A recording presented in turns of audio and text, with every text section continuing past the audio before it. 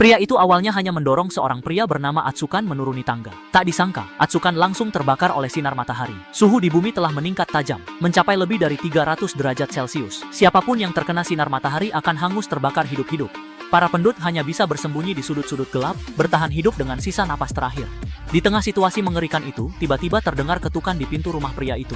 Ternyata yang datang adalah mantan kekasihnya, memohon pertolongan. Tanpa pikir panjang, pria itu membuka pintu. Namun, Atsukan yang bersembunyi di balik bayangan pintu langsung menyerangnya. Atsukan dan kelompoknya masuk ke rumah, merebut seluruh persediaan makanan terakhir milik pria itu. Saat pria itu hampir menyerah dan siap mati kelaparan, teleponnya tiba-tiba berdering. Yang mengejutkan, suara di ujung telepon adalah dirinya sendiri. Tapi dari 1 tahun yang lalu, ia segera memberitahu dirinya di masa lalu untuk menyembunyikan makanan di tempat aman. Awalnya, dirinya di masa lalu mengira itu penipuan dan hendak menutup telepon. Namun pria itu berteriak, menyebut rahasia pribadi yang hanya ia tahu sendiri, membuat dirinya di masa lalu percaya. Akhirnya, pria di masa lalu menyimpan makanan di bawah tempat tidur. Dan sesaat kemudian, makanan itu muncul di depan pria masa kini secara ajaib. Namun, Atsukan muncul kembali di depan pintu rumahnya. Pria itu segera memerintahkan dirinya di masa lalu untuk mengganti pintu rumah menjadi baja. Sayangnya, versi masa lalu tidak punya cukup uang.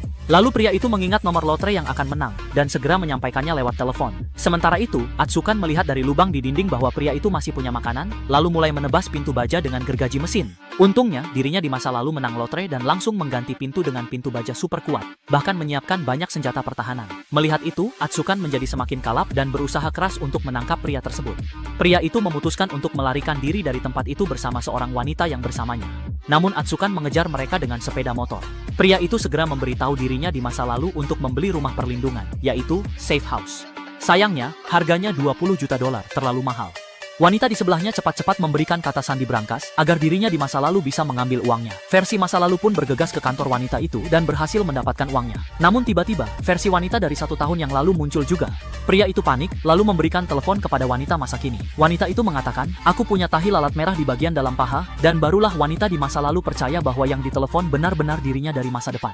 Sementara itu, Atsukan sudah hampir menyusul mereka. Pria itu membawa wanita itu menuju safe house di seberang jalan. Atsukan menertawakan mereka, mengira mereka sudah gila.